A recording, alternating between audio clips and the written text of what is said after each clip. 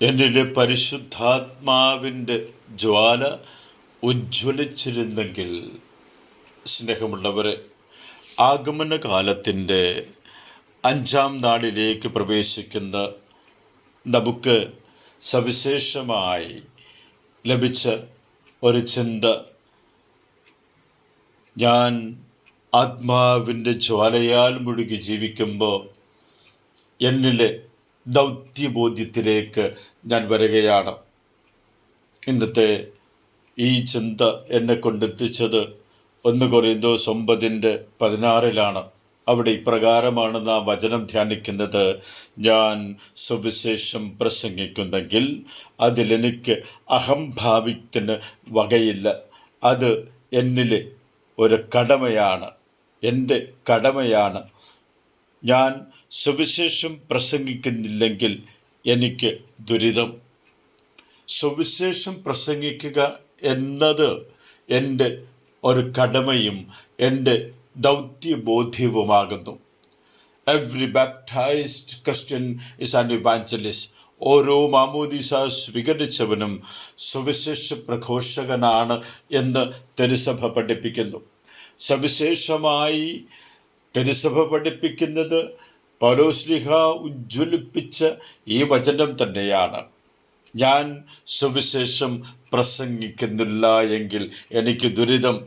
ഞാൻ പ്രസംഗിക്കുന്നെങ്കിൽ എനിക്ക് അഹംഭാവിക്കാനായി, അഹങ്കരിക്കാൻ, ഞാൻ ഇത് ചെയ്തു, ഞാൻ എന്ത് പറയാനായി എനിക്ക് അവകാശമില്ല. കാരണം അത് എൻ്റെ കടമയാണ്.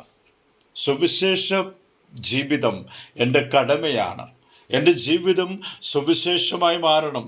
ഞാൻ ആരുമായിക്കൊള്ളട്ടെ, പുരോഹിതനായിക്കൊള്ളട്ടെ, സന്യാസിയായിക്കൊള്ളട്ടെ, കുടുംബജീവിതം നയിക്കുന്ന ഭാര്യ, ഭർത്താവ്, മാതാവ്, പിതാവ്, മകൻ, മകൾ, സഹോദരൻ, സഹോദരിയായിക്കൊള്ളട്ടെ, ഏകാന്ത ജീവിതത്തിലെ കർത്താവിനെ വിളിച്ച് പ്രത്യേക ദൗത്യം നിർവഹിക്കുവാനായി പരിശുദ്ധാത്മാവിൻ്റെ ജ്വാലയാൽ ശക്തിപ്പെടുത്തുന്നവനാകട്ടെ, ആരുമായിക്കൊള്ളട്ടെ, ഏത് ജീവിതാവസ്ഥയിൽ ആയിരിക്കുന്നു നമുക്കും നമ്മുടെ ദൗത്യബോധ്യത്തിലേക്ക് കടന്നു വരാൻ എന്നെ പ്രേരിപ്പിക്കുന്നു.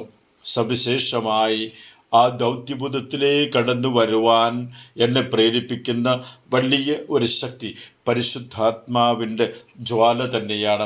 പരിശുദ്ധാത്മാവിൻ്റെ ജ്വാല എന്നിലെപ്പോഴും ഉജ്ജ്വലിച്ചു കൊണ്ടിരുന്നാൽ എനിക്ക് എൻ്റെ ജീവിതം തന്നെ സുവിശേഷമാക്കി മാറ്റാൻ സാധിക്കും.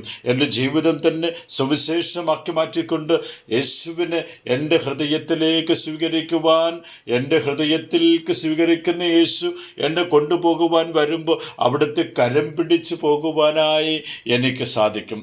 ഓരോ ദിവസവും, ഓരോ മണിക്കൂറും, ഓരോ നിമിഷവും കർത്താവിൻ്റെ സാന്നിധ്യബോധത്തിൽ ജീവിക്കുവാൻ എനിക്ക് ആത്മാവിൻ്റെ ജ്വാല ഉജ്ജ്വലിപ്പിക്കും.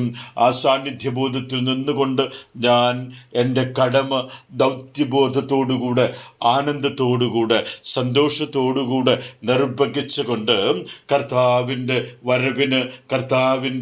വരവും പ്രതീക്ഷിച്ച് എപ്പോഴും ജാഗരൂകനായിരിക്കുന്ന വ്യക്തിയായി മാറും.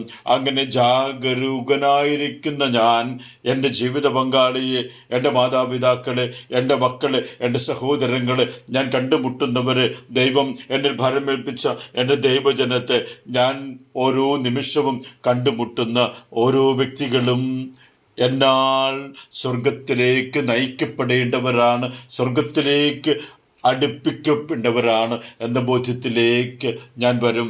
എൻ്റെ ഉള്ളിൽ ആത്മാവിൻ്റെ ജ്വാല ഉജ്ജ്വലിച്ചു കൊണ്ടേയിരിക്കും.